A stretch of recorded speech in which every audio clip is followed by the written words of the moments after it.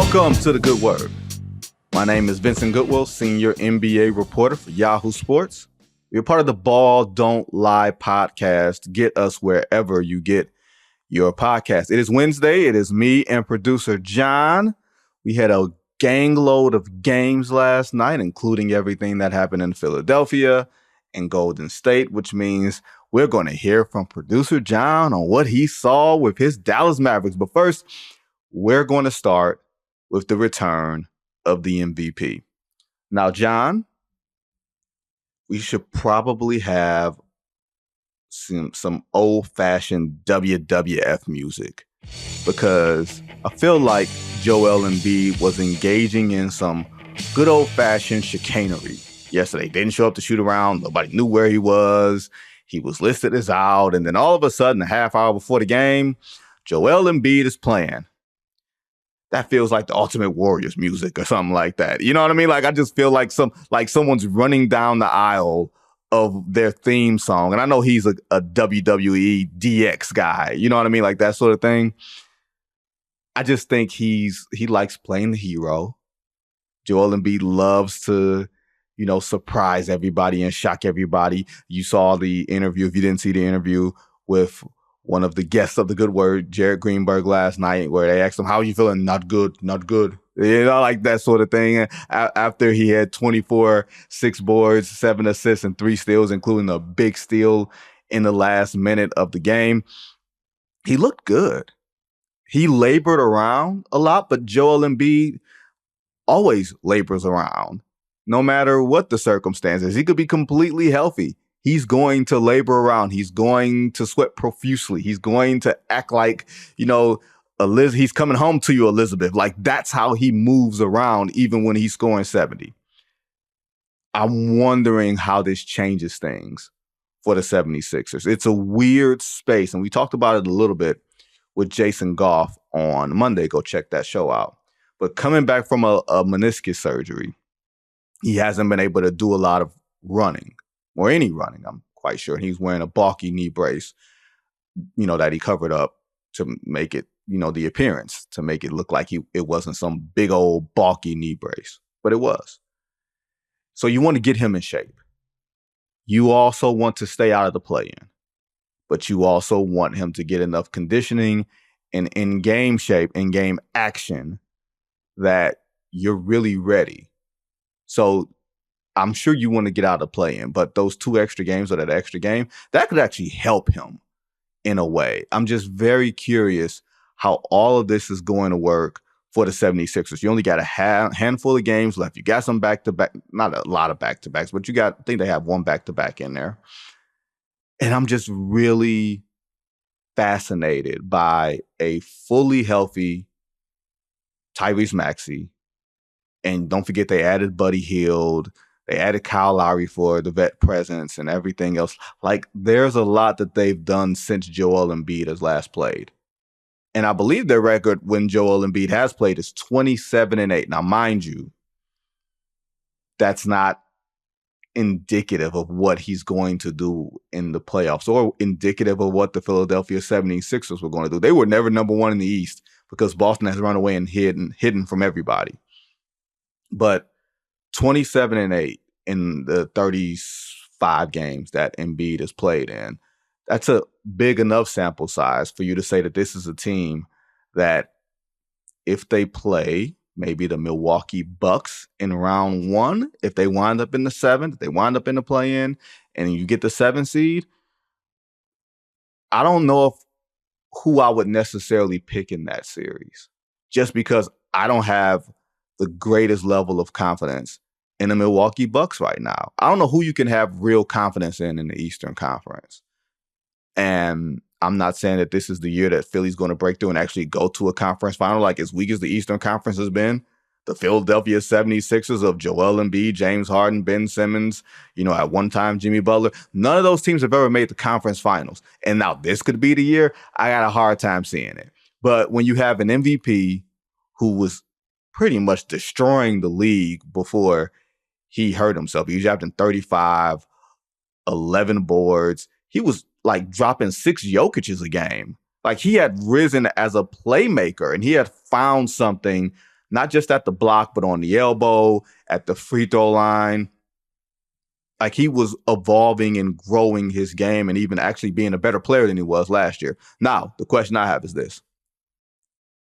One of the questions I have, how's he going to deal with the officiating? Because the officiating has affected some players. One of those players we're going to get to, like, shortly after this. If those ticky-tack fouls are going to be called, and you could see that Chet Holmgren charge block, that was a bang-bang call that, honestly, I thought should have went the other way, because Embiid has this great gift of leaning in and initiating contact. And we've seen in the second half of this season, the league is no longer, or the officials rather, are no longer rewarding that at the rate that they rewarded that before. But when Joel Embiid injured his knee against Golden State, a couple months ago, it was different settings. It was different rules. So he's going to have to adjust to the way the game's been officiated. He also is not a premier playoff player. His stats go down precipitously in the postseason. So, John, what did you see, or what did you make of what you saw from Joel Embiid last night? I mean, I have a lot of thoughts. I'm going to work backwards from what you just said, because the more physical officiating, like we keep calling it that, right? Like, they're calling the games differently. They're being more physical. They're not allowing players to lean in and pick up the ticky-tack foul. There's another name for that. That's playoff officiating. This is how they ref the games in the playoffs, and it's part of the reason, we all know it, that Joel Embiid has struggled in the playoffs. It's a reason why James Harden has struggled in the playoffs. There's any number of players who, like, Joel Embiid is an incredible player, but he's been able to lean in, get fouls, get to the free throw line, and add like 10 extra points a game, just from picking up those little fouls. And that's why his numbers tend to go down in the playoffs. So he's got to deal with that, but he is an amazing basketball player. Yes, he is. Yes, he is. I was watching that game last night. I had like two thoughts. And the first one was, because remember, we used to talk a lot about Joel's like weight and his eating and not being able to like stay in shape. I saw him and I was like, wow, he's in good shape. Like, he showed up skinny, not fat, after a couple months off. And he looked like like you said, he was laboring, but he was moving well. He's just moving slowly because that's what he does. So my first thought was Joel looked good. And my second thought was, after they beat the Thunder without Tyrese Maxey, I was like, oh yeah, that's right. The Sixers were a really good team before Embiid got hurt. And I kind of forgot just how good they were. And like, last night was a peek back into that, even without Maxey. So I'm excited to see where this goes. I like that he's got a little on-ramp into the playoffs here. And, you look around the East, the only reason Al Horford is on the Boston Celtics is to try and slow down Joel Embiid. If 37-year-old Al Horford, I'm guessing on the age here, if 37-year-old Al Horford can't slow down Joel Embiid, the Sixers have a really good chance of beating the Celtics in a playoff series. You think so? I do. And like, same thing with the Bucks. Like, a 37-year-old Brook Lopez, he's a great basketball player, but a big reason he's on that team is they need a big guy that they can throw at Joel and be like, here, we need you to slow him down. And there's a world in which those guys age out of being able to slow Embiid down before Embiid slows down himself. So if I was a Sixers fan, I would be very, very excited about their path through the playoffs, because if Maxey is healthy and playing well, and Embiid, I don't know, he came back and played 30 minutes. Like, I thought he was going to play like 13, 14, right. Look a little rusty. He didn't look rusty. He looked like he was in shape, even if it's not game shape, and he'll get there over the next week or two. I'm excited for him and the Sixers. I thought it looked great. Well, I will say this. Multiple things. One, no Shai Gilgeous-Alexander, no Jalen Williams yesterday. True. So that skews things, especially from a win-loss perspective. Secondly, Oklahoma City is a skinny team. Like, they had no one who was going to be able to guard Joel Embiid or keep him out of the lane if he so chose to go that route. That's, like you said, that's not everybody in the Eastern Conference. And for your first game back, you're going to be playing a lot off of adrenaline and passion, and he had that WWF entrance and all that type of stuff. Like, it was very dramatic, so dramatic to the point that the NBA said, hey, y'all, we can't have this type of thing happening when we're dealing with a gambling investigation. You know what I mean? Like, we can't have you being listed as out, and then all of a sudden you're upgraded to questionable, and then you are upgraded to playing. Fool me for believing that there's some chicanery possibly going on with Joel Embiid and or Daryl Morey, who are not always, shall we say, forthcoming with things like this. Okay? But I think in the day of transparency, like, it makes for great TV. It makes for a lot of great things from just from a theater standpoint. But you have to also keep the integrity of the game intact. And I'm sure Oklahoma City was not preparing as if Joel Embiid wasn't going to play. I'm sure they weren't surprised. So it's just a lot going on. Philly is one of those teams. They are Clippers East. Got to believe it when I see it. And the Clippers have at least reached the conference final when they were without their best player. So the 76ers would love to get to where the Clippers have been. That's a phrase the Clippers have never heard in the history of their entire franchise. They have never been anybody's big brother or anybody's, relationship goals. You know what I mean? They ain't never been that, right? So speaking of, big men, I didn't see the game. I was kind of dipping in and out. But the Nuggets and the Spurs, and not really Nuggets and Spurs, Jokic and Big Vic. Fat man, Big Slim. That's what it is. And Fat man had 42-16, 6 assists, 2 blocks, and a steal. Big Slim said, I'll take you. I'll accept that and give you 23, 15, 8 assists, 9 blocks, and a steal. Now, who were 4 of those blocks on? 4 of those blocks were on the presumptive MVP, Nikola Jokic. Like, you know what that felt like to me, John? That felt like to me, Jokic not just saying we have to keep pace with the Timberwolves, we have to keep pace with Oklahoma City for this battle for the first seed. For me, that felt like Jokic acknowledging that Wembanyama is coming. Wembanyama is here, and that I have to literally put a 40 ball on him to just establish a level or keep a level of dominance. You know what I mean? Like, you bring your best against a guy like that when he has dreams or real thoughts of being able to catch you. The problem is Big Slim almost had a quadruple-double last night.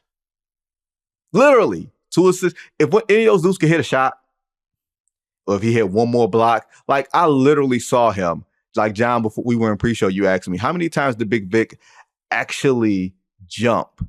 He jumped for a decent amount of them, but there was one where literally, I think it was Reggie Jackson. Poor Reggie. Reggie came down the lane, and Reggie tried to throw up a floater, and Big Vic just put his paw up there. It was like Randy Moss on a go route or something. Like, just chuck that hand up, and Tom Brady threw it, or Randall Cunningham. No, Randall Cunningham was Randy Moss's quarterback, I think, his rookie year. Yeah. Okay, yes. Or Dante Culpepper. I was thinking Dante Culpepper, and I said Randall Cunningham. Sometimes you get the black quarterbacks mixed up. But I had him. I had it all the way correct, right? That's what it felt like with Big Vic. He literally just snatched the ball, a floater. Like, who snatches a floater out of midair if you're Jurassic Park? Like, he's not just like the extraterrestrial, like, from Jurassic Park. No, he's the entire park, right? Except the humans don't win at the end. That's what that is. This ain't Jeff Goldblum, riding on the way out saying, some goofy line. No, Big Vic is actually the entire Jurassic Park who's going to win in the end. I don't know how he's going to win in the end, but he's going to win in the end. And he was stuffing Jokic at the rim, John. He was stuffing him. He was jumping, but he was stuffing him. And I felt like that was Jokic saying, okay, young fella, I know you coming, but I got a big dog got to bite you. You know what I mean? Like John, I don't have kids, and I'm not saying that this is analogous to the relationship. I don't have kids, but one thing I am strongly and staunchly a believer in is I don't care if it's Go Fish, Uno, Spades, Monopoly. You beat your kids' ass, okay? You show them no mercy, all right? Like my best friend literally had a $100 bill in his pocket. I thought it was like a $100 bill. It was no Monopoly money. He pulled it out, and I was like, "It's not Monopoly money." He was like, "Yeah." And he was like, I was like, "Are you letting them beat you yet?" He was like, "No." He was like, "No." He was like, "My son out here trying to cheat, trying to run off my property. Nah, man, count them steps. 1, 2, 3, 4, 5. If you land on, if you are at Baltic Avenue, baby, you gonna pay." There's no, are you letting him beat you yet? It goes the other way. I let my kid beat me for about 5 years, and she's 6 now. And I told her on her 6th birthday, I was like, from now on, I am trying to beat you as hard as I can. This is when the life lessons start. You got a little confidence. You learned how to play the game. You got a taste of victory. Now you got to earn it. Smash. That's how that works. Smash. I like it. Raise the children up, as the Bible says, or whatever the hell, whatever the hell is in the good book, right? That's what I feel like Jokic is at. He's like, "Look, man, I know you are coming. I know you are here, but I'm going to get my last wins on you while I can." And this is a presumptive 3-time MVP saying this to a teenager, by and large. Hey, y'all remember all that stuff about, Rookie of the Year? That conversation's over. Conversation over. Remember all that stuff about, we don't know if Victor Wembanyama can make all defensive team because, how good are you if your team sucks defensively? I don't care. He's on my ballot. And if he's not on yours, you will be object of ridicule. You know who's going to ridicule you? Me. Right here. I want to see the ballots. If he's not in your top 10 defensive players, now granted, because you guys have the options of putting him anywhere on the ballot because it's positionless and all that stuff, that's fine. He's going on my ballot regardless because he is not just a top 10 defender. He might be a top 3 defender at this point. He's averaging 4 blocks since the All-Star break. I don't give a damn how bad your team is. Or how bad your team defense is. No. Now, before we go to our last game yesterday, John, I know, has a scorching hot take on one Glenn Doc Rivers. The Wizards, the Washington Wizards of Jordan Poole and Kyle Kuzma, they beat the Bucks last night. Dame didn't play. You should still beat the Bucks.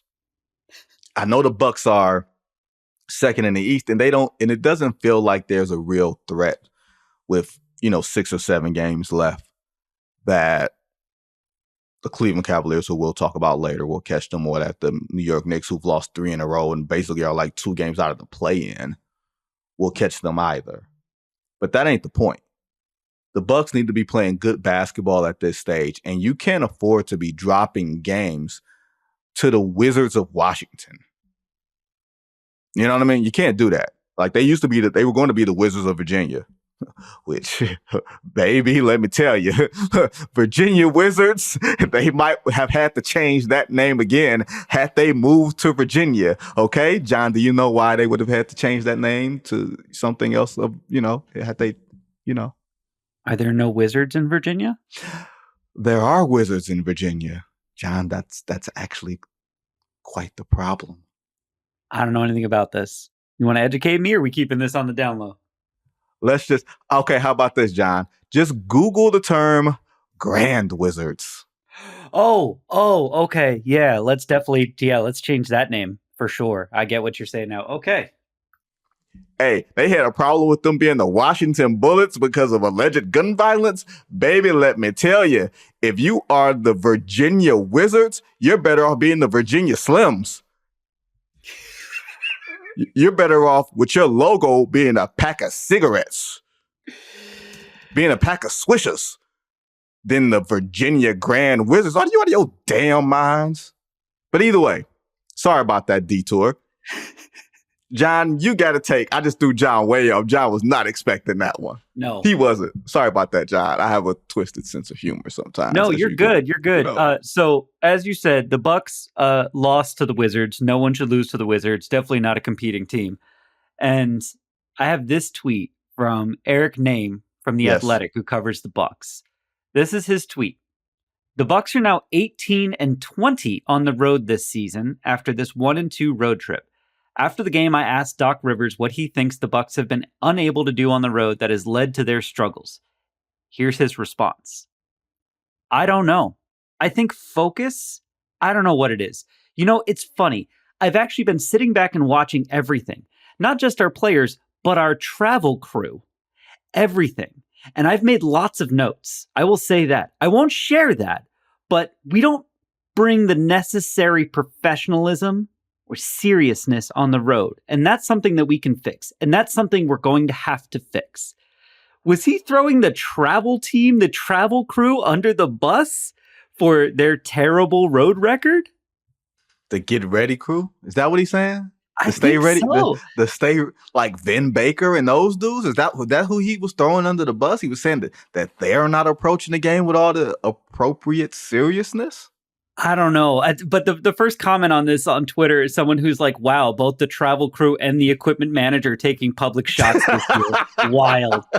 And this is my thing with Doc, man. And this is like, it's becoming, I loved Doc Rivers as a player. I thought he was a really good coach with the Celtics. I liked some of the stuff he did with the Clippers.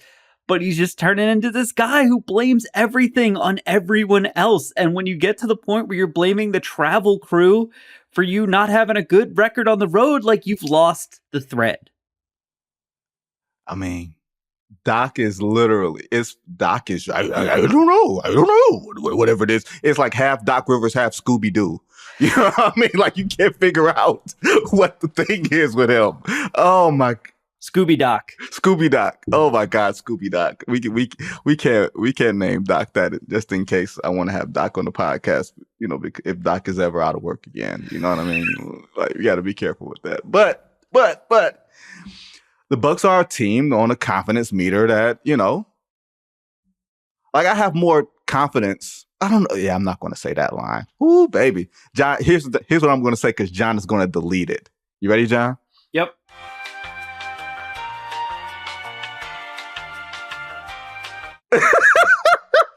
Sorry. I don't disagree with anything you said. It just doesn't belong on the podcast. Now to the team that's near and dear to John's heart. The Dallas Mavericks, who had won 7 in a row, who are now in that 4 or 5 playoff matchup that looks really, really enticing. Them and the Clippers. If that's what it winds up to be, baby, you talk about something that's on the line for both franchises in a first round series, and the reward of it might be the Denver Nuggets. I don't know if I'd want any parts of that, but that seems really compelling. All right. So take Dallas winning 7 in a row. Golden State coming back home. 104-101. Golden State can't keep leads. They cannot hold leads. They've played in the most crunch time games this season. Dallas is the best crunch time team in the NBA this season. So many things came up for me last night, John. And I know I'm going to get your state of the Dallas Mavericks feeling about this. But so much came up for me. One, when Draymond Green is right, I completely get it. Worth all of the trouble. That's like a woman dealing with a dude who does not all the bad things, but just all the dumb stuff. And like, I'm going to dump him, I'm going to leave him. And then she comes home and boom, rose petals and dinner just cooked. All right, I'll give you another week.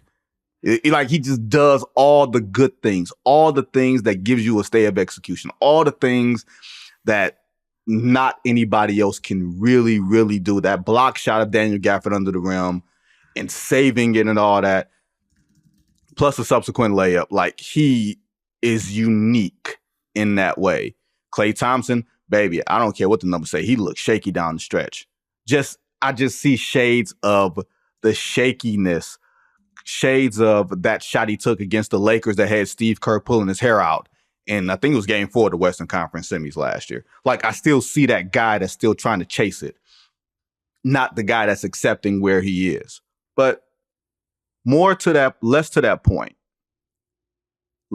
point. I have concerns about Stephen Curry, John. I won't say concerns. Yeah, concerns is the right word. I was going to say worry. But there's concerns about Steph. Like Steph's March, and so many people were looking at that one game where Steph barely played 30 minutes and Steve Kerr was saying, hey, we can't have Steph come save us every game and all sort of type of stuff. Maybe he played that wrong, but his general premise I can rock with. Because since the All-Star break, and mind you, Steph has never been a big free throw guy because he takes a lot of threes. He takes so many threes. That means he's going to play further from the basket. He's a great finisher at the rim, but he doesn't go there as much as he used to. I don't think he ever really went there, but so often anyway. In the 19 games after the All-Star break, he's went to the line 47 times. Now, part of that is he doesn't get the calls because he's not flailing away and he doesn't campaign and politic with the refs as much. But also part of that, John, is this increased physicality that we talked about earlier, that I talked about with Joel Embiid. Stephen Curry, who is, bigger than he used to be. This is in 2016 Stephen Curry that, had the knee issue in the 2016 finals and, Cleveland was sort of starting to pick on and hunt. Like, this isn't that guy. But he's also not the guy that's going to relentlessly attack the rim. And if you're able to knock him off of his spot, then that changes things. That changes things drastically. Like, since the All-Star break, John, he's only shot 40% from the field. March, he's averaging 22, 5 assists, 4 rebounds. Like, those are low numbers, and you forget the man just turned 36 years old. And he's not a 36, a big, hulking, strong, 255 pounds of granite, 36. He's a skill, a finesse player in a league where the officials are allowing more physicality. I think this was his worst month since January of 22. And that month didn't look like this. I think that month he still averaged 27. So it's a lot going on there. And I'm very curious if he winds up turning it around because they're going to be in the play-in. Like, I don't think they're catching the Lakers. They're a game and a half behind. The Lakers are surging because the Lakers have had Brooklyn and Toronto their last 2 games. Like, they've had literally the Washington Generals the last 2 games. So I don't see the Lakers. I don't see Golden State getting out of that 9-10 line, much less getting to 9 with, 6 or 7 games remaining. And I'm concerned about the effectiveness of Stephen Curry and how, this season where all these things have happened with Chris Paul being hurt, Klay Thompson being benched, Draymond, the drama with him, Andrew Wiggins being gone for a period of time, no Jordan Poole, in everything, cumulative effect. I'm very concerned. I'm concerned about how this is going to affect him going into the play-in. Now, conversely, John, your Dallas Mavericks, they had their 7-game win streak snapped, but they're still in that 4-5 line. Mm-hmm. Luka is entering, I won't say the back end, because he's already been on the back end. If they get to 50 wins, John, we might have to have a conversation about most valuable player. I mean, that's what Luka's hoping for, right? Like, you saw it a couple weeks ago. I talked about this with Dan Devine, I think, yesterday, but I don't think it was on a podcast.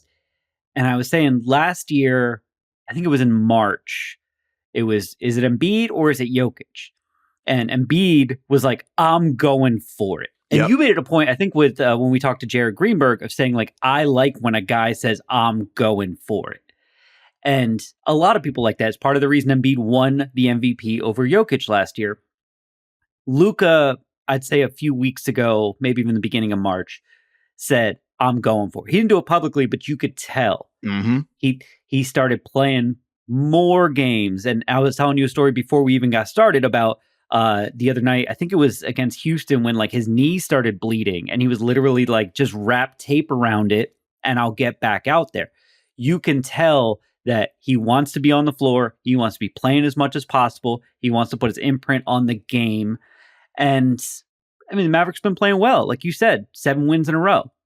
Now, why did they lose to the Warriors last night? There's a couple of reasons. One, Draymond was fantastic. Mm-hmm. And I was telling my wife last night, and this is what I was telling people when the Warriors beat the Celtics in the finals a couple years ago. It's like the Warriors play different basketball than everybody else, and it's mostly because of Draymond. It's a little bit because of Steph, but it's mostly because of Draymond. And because of that, you can have 20 wins in a row, but you're still coming in and playing a team that plays different than the teams you just beat for 20 wins. But Chris Paul looked fantastic. Like anytime the Mavericks looked like they were getting ahead of steam and they were going to run away with this game or they took a lead or whatever, Chris Paul would come in and just run stuff for like 6 or 7 minutes and looked like the old Chris Paul. It was like when no one else could make a shot or find a shot, boom, there's Chris Paul with a silky smooth shot from anywhere. He was setting people up with dimes. He was playing hellacious defense, mostly on Kyrie, honestly. And so Chris Paul was great. Draymond was great. That block you were talking about was fantastic. Andrew Wiggins is playing really well. Mm-hmm. It had almost nothing to do with Steph, who was like, okay. And we've been talking about this all year with like LeBron. When you get to your late 30s, it seems like today's NBA is you can play in your late 30s, but you're not going to be the same guy every night. You're not going to get to that top level every night. Some nights, sure. And we've seen it from Steph. I mean, maybe not in March that I can remember, but we've seen some big games from him this year. Yeah, of course. But doing it every night is a lot harder. Luka right now is doing it every night, and he's great, but him and Kyrie can't do it by themselves, as great as they are. And right before the game, or a couple hours before the game yesterday, news came out that Derek Lively has a sore knee. Yep. And he's out indefinitely. He commits the rest of the regular season. Yeah. And like I jokingly said to someone, like, he's 19. He's probably going to wake up tomorrow and feel great because that's what your body does when you're 19. Yep. But he's out indefinitely. And all of a sudden last night, you saw a lot of Dwight Powell, who hadn't been playing at all. All of a sudden, Dwight Powell was playing those Derek Lively roles, the Derek Lively role. And you saw how important Derek Lively's size is because the Warriors were just eating up rebounds over and over and over, especially when Powell was on the floor. They played a big chunk of the second half with Powell and Maxi Kleber on the floor together. Yep. And those guys do not rebound. Right. And so like Luka became like the chief rebounder on the team. And that's not what they needed him to do at that point. So it'll be interesting to see how they deal with the next week or two or however long they are without Derek Lively, because when everything is going in the right direction, everyone is healthy, their whole, 8 rotation, 9 rotation is healthy and playing well, the Mavericks can beat anyone in the league. But you take one important piece out and the whole thing could really fall like a Jenga tower. Yeah, well, here's the thing, and don't let me lose my second point. First point is on Chris Paul.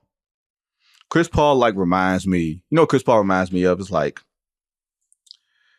when I was, when you're younger and you're like in high school or you're getting at that point and you're like playing music in your room and you're trying not to play it but so loud. But sometimes something comes on and you just start blasting it, right? You just start blasting that music, whatever it is. For me, it was, and I can remember this like random instance vividly. I was playing some song on Tupac's All Eyes on Me. This had to have been like a couple years after the album came out. Like Tupac was already dead. I think I was in high school. So this was probably like my freshman year, maybe my sophomore year of high school. I'm just playing it in the morning. And some song comes on. You're up and you just need something sort of to get you going. So I'm listening to podcasts. I'm getting dressed or whatever. My dad, for whatever, he hears the music. Like my room is like literally right next to theirs. He comes in, all this cussing and N-words and all this other type of stuff, right? And then one of Pac's cronies gets on the mic and starts rapping. And my dad just takes the volume on the boombox, turns it down. I was mad. But that's Chris Paul. Chris Paul's the guy that turns the volume down. Oh, I'm sure. Hey, for one, I bet Chris Paul turns the volume down on everything in his house. I bet you Chris Paul walks in. Poor Jada could be in there listening to the new Beyonce album. CP walk in, turn that down. But no, Chris Paul is like that guy that can turn the temperature down if all else fails. And that's the one thing Steph doesn't do, because his whole thing is pressure, pushing. And that's sometimes where it's gotten Golden State in trouble. It's gotten Steph in trouble because he leans into the fire as opposed to being the fire extinguisher. But to your point about Dallas, 45-30, tied with New Orleans on that 5-6 line. A game ahead, both of them are a game ahead of Sacramento, a game ahead of Phoenix. Sacramento and Phoenix are tied for 7 at that play-in. That's just an all-out interesting battle for this whole play-in thing, which has been a rousing success for Adam Silver, who I've criticized in print and in other places. But this has created so many games of stakes. Every night, there is a game of stake on both sides of the aisle for whatever reason. We're not talking about who's positioning himself for lottery balls or anything like that, partially because the draft sucks. But I love the fact that you have all these teams in playoff modes already. And John, I'm not sure if you know this, but my personal MVP standard, my line, is 50 games. Now, our friend of the show, Balmonte Jones, has said to me privately, he said, hey, man, maybe you have to amend that because one player in today's talent-rich game may not be able to have that much of a profound effect on winning as much as it did back in the day. That could very well be true, but my line is my line. That's the reason I didn't vote for Russell Westbrook in 2017, because Oklahoma City won 48 games. Like, how valuable are you if your team ain't of value? But Luka Doncic, if Dallas goes 5-2 the rest of the way, that puts them right at the 50-game line. They could very well go 7-0, mind you. But if they go 5-2, and that puts them at 50, I don't think that gives them home court in the first round, which could sort of skew everything, like 5-seed MVP. But you would have to give Luka Doncic serious MVP consideration. When you think about his numbers from January, 34 points, 10.3 assists, 9.8 rebounds. I know the triple-double has gotten really skewed because, honestly, Russell Westbrook turned it into something that it really hasn't been, and there's been more of a value on it than perhaps it should be. Like, I'm not a fan of voting for a guy because of the number 10. Like, Luka averaging 9 rebounds compared to averaging 10 isn't going to make me want to vote for him anymore. But Dallas, being the most clutch team in the league, when clutch is as defined as NBA.com, is defined as games within 5 points or less with 5 minutes to go with a game, and they're the best clutch team in the league, that puts Dallas in the spot where you don't want to really play them in the playoff scenario because you have two guys who can create shots late, and they're starting to play really good defense. Now, the Derek Lively thing really hurts them, and you're going to have to try to find ways to compensate for the size and the length and the rebounding, which is really critical. I know rebounding doesn't sound like much of anything, but you have to complete the possession with a rebound. So like John, when he talked about, Maxi Kleber being there and Gafford and all those guys, like, being able to complete the possessions is going to be really critical for Dallas. But I still think that they're a team that you don't want to play because they're so damn good late in games. And Jason Kidd has found a way to figure out some defense with these guys in the second half of this season. Not just a party crasher. I'm just saying, you probably don't want to see this team in a 7-game series. I'm sure if there's a team below the 4 line, from outside the top 3, let's just say including the Clippers, outside of Denver, Minnesota, Oklahoma City, you ask them what team they don't want to play out of the next 6, and I'm not including Houston because Houston has fallen back a little bit. They're 3 games back with, I think, 7 to play. That's a bit too much ground for them to make up. I want to ask you this question. Sure. I want to ask you this question. Sure. And then we can get to the ad break right after. Yeah. Dallas right now is sitting in 5th, as you said, tied with the Pelicans, who were in 6th, I'm assuming, because of head-to-head reasons. So right now, Dallas is set to play the Clippers, who are fourth. Now, if they drop to sixth, the top three could move around a little bit, but if they drop to sixth, there's a good chance that they end up against Oklahoma City in the first round instead of the Clippers.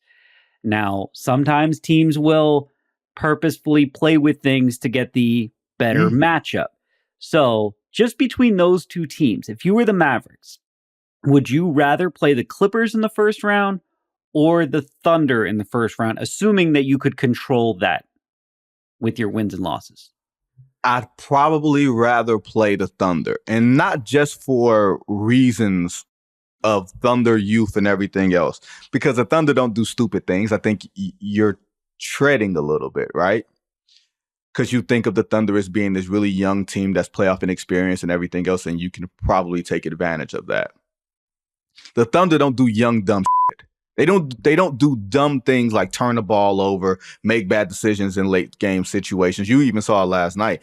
They just missed a couple of shots. They didn't do any young, dumb things. But if I'm on the 4-5 line and Oklahoma City is at the 3 line, and I'm assuming Denver's at the 1 line, then I want to get off that 4-5 line because I don't want to play Denver in the second round. That's why I would do it. I would try to avoid Denver as much as possible if I have my druthers. But because John, the 1, 2, and 3 could almost be decided on the last day of the season because these teams have been matched up and bunched up like this for the past 3 or 4 weeks, if not longer. I think the most that it's been has been maybe a 2.5 game spread. I want to say Minnesota was 2.5 games out and they came storming back, and now they're right in the thick of things. There's a half game between, all 3 teams. I don't think you'll be able to manipulate the last game of the season.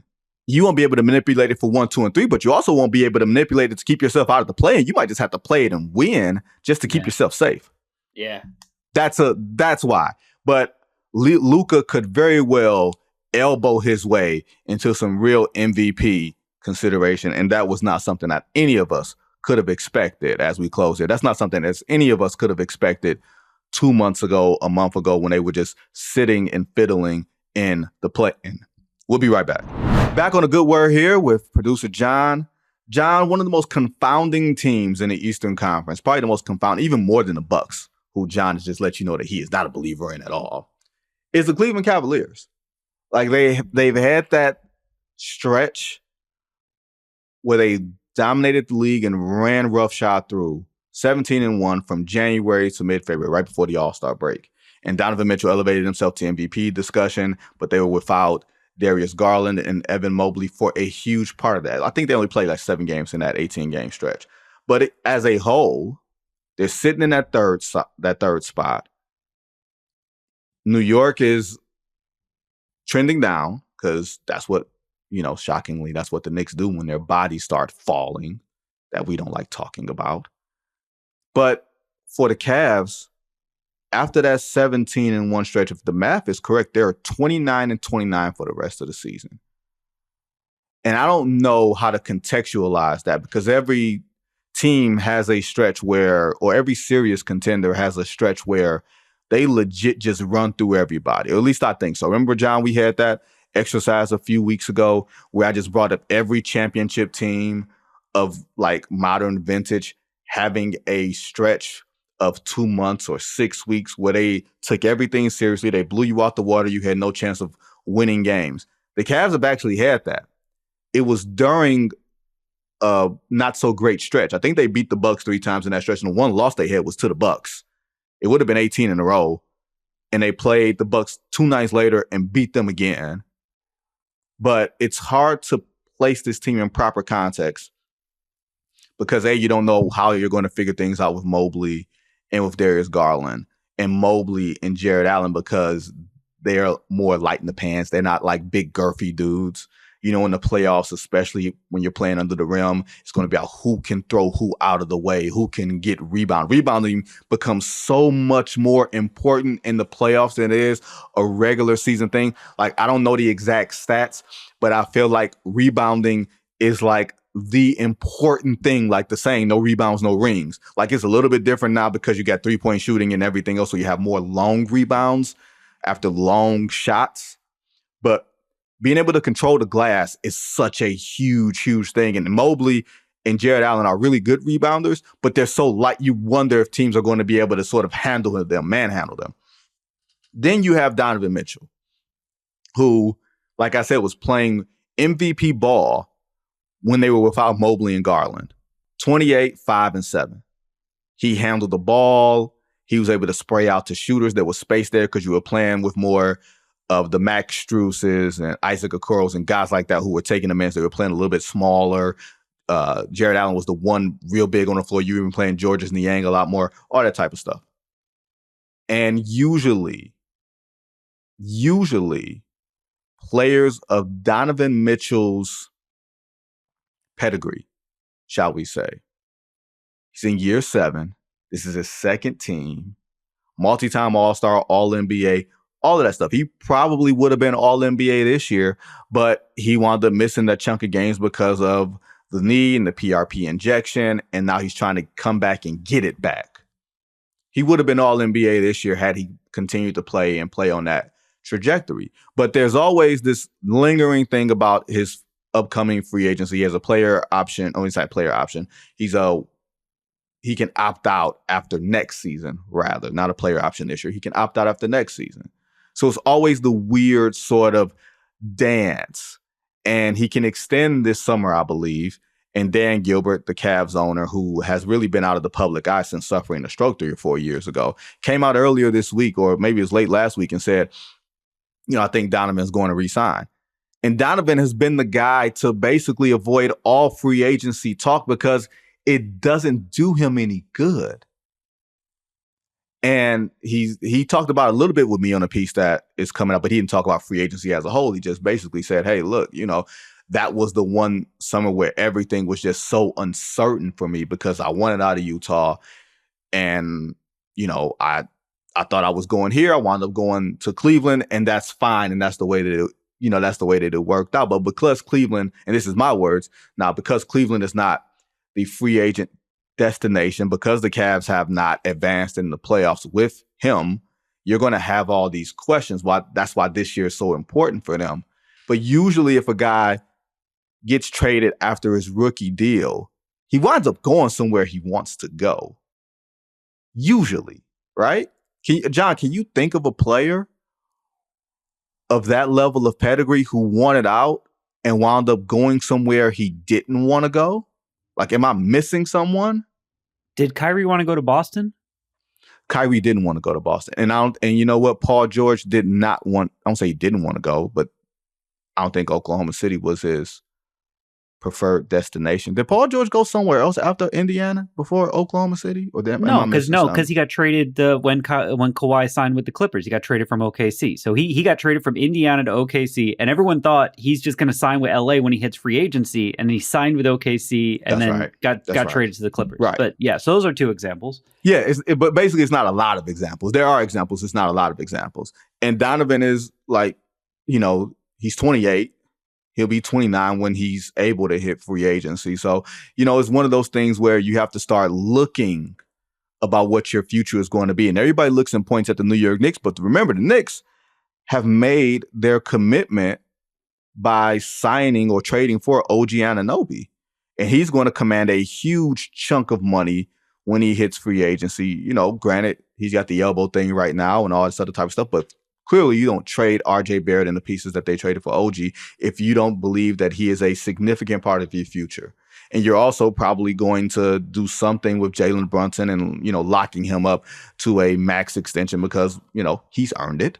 And I don't even know how Donovan Mitchell even fits in with that group, with the players that they have. You have the questions about how Donovan Mitchell and Darius Garland fit as 2 smaller guards already. Now, granted, Jalen Brunson's a little more on the thicker side, like he doesn't profile as small, or at least as small as Darius Garland. But, you get my point. The Cavs are just so interesting to me as a first-round team. As interesting as Milwaukee is, to be perfectly honest. Not because there's so much on the line, like there's this urgency, but it's just one of those teams in the East that you look at and you're saying, which one are you? Which team are you? Are you the team that went 17-1 and gave you that stretch of games, albeit with a lighter schedule? Or are you the team that had that terrible 3-game stretch a couple of weeks ago where you get blown up by Miami twice and you lose to Minnesota. Those are playoff teams that have designs on going deep, and you have designs on getting out of the first round. And you're a game and a half up on the surging-ish Orlando Magic. I don't even know if they're surging as much as they're just playing better than the Knicks. And despite all of that, the Cavs, despite the injuries, despite some of this other stuff, if the Cavs go 6-2 the rest of the way, or 4-2 rather, they're going to have another 50-win season. That's a rousing success when you consider the games that Donovan has missed, the games that Evan Mobley has missed, the games that Garland has missed. Like, it's just one of those things where they are a much better put together team this year than last year. They shoot more threes. You have the Max Struses, the Isaac Okoros, even Tristan Thompson, who can throw some bodies around, Georges Niang. You're much better equipped for playoff basketball this year than you were this time last year. And the Knicks were probably the worst matchup for you because the Knicks were just going to bludgeon anybody they played in round one. They just happened to play you. And now they're looking at, on that 3 line, you could be playing Indiana in the first round, which, considering Tyrese Halliburton has not played up to his standards, A, since his own hamstring injury, B, since the changes in officiating, maybe that's the matchup you would want. The Knicks are a game and a half out of 6, but also they're a game and a half away from catching you. The Miami Heat, half game out of 6.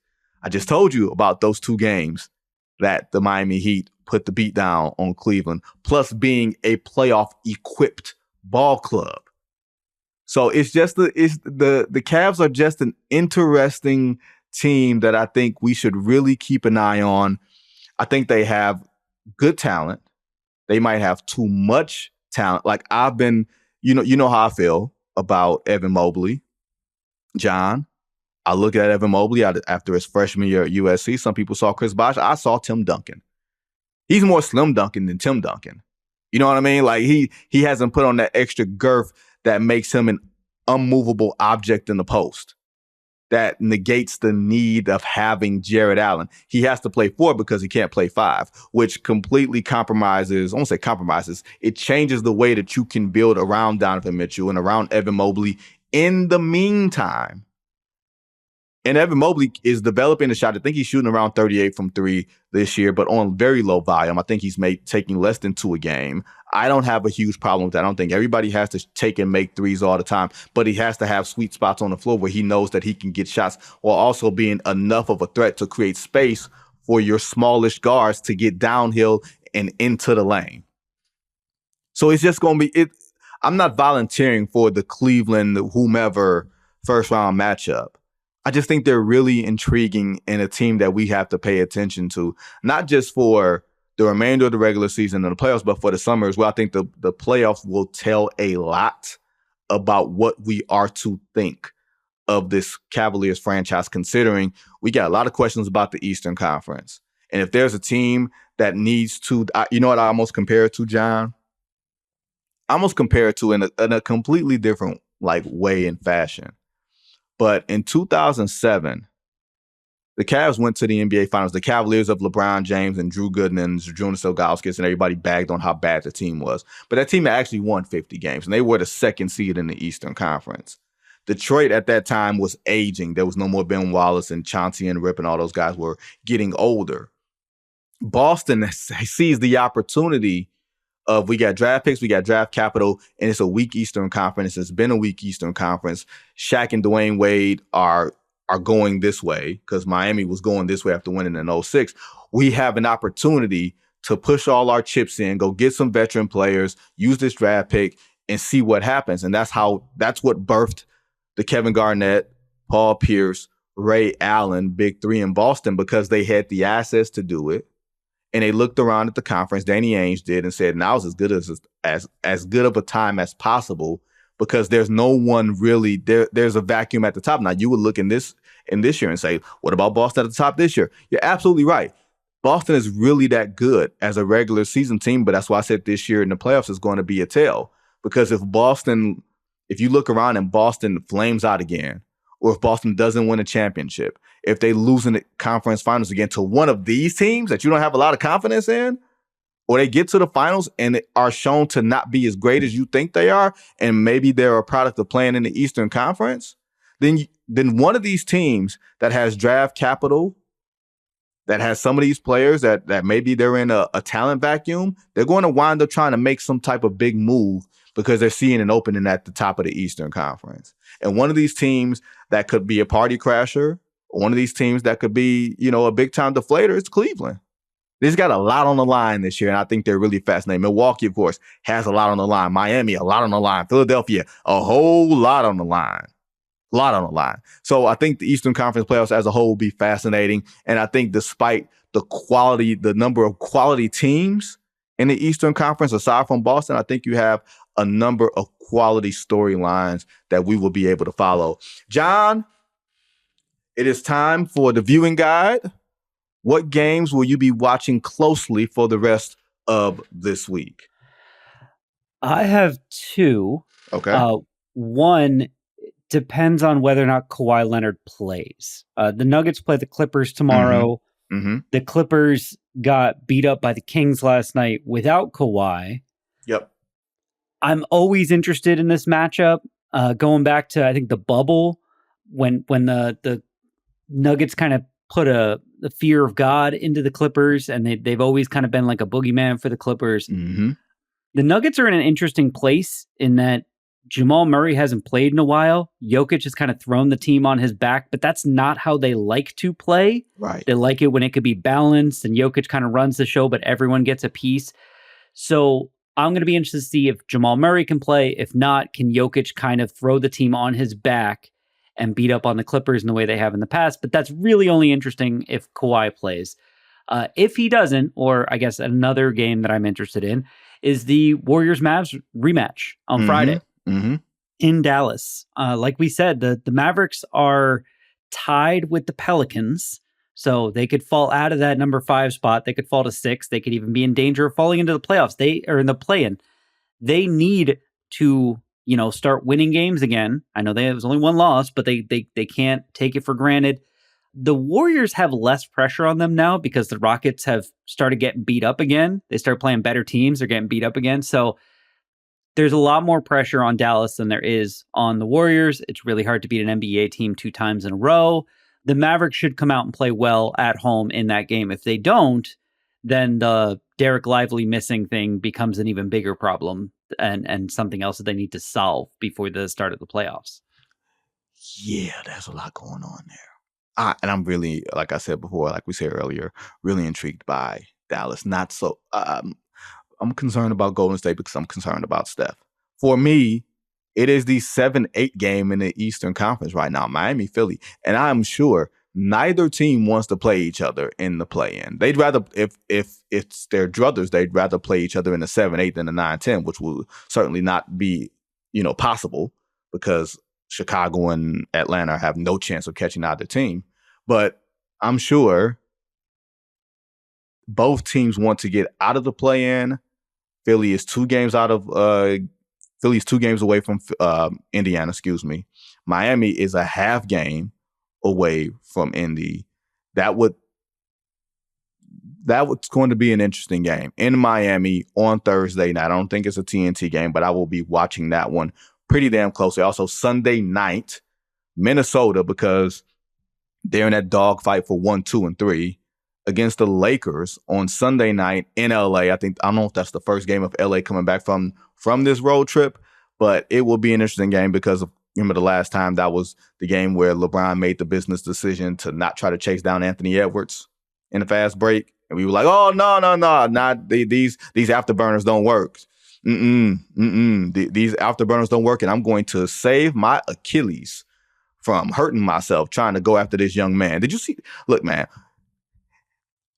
I need Anthony Edwards in a dunk contest next year. That's all. I need Adidas. I need his people to convince that man, because every time I look up, that man is doing something crazy. You tell me the dunk contest is dead, and I'm just telling you that Anthony Edwards and Jalen Green ain't in it. That's it. But John, that is the viewing guide for this week. Thank you, sir. And that is all that we have for you on today's episode of The Good Word. Again, thanks to producer John, who puts together the rundown, who does so much behind the scenes, along with everybody else who helps put this podcast together. Jake and Dan will be back for another episode of No Cap Room tomorrow.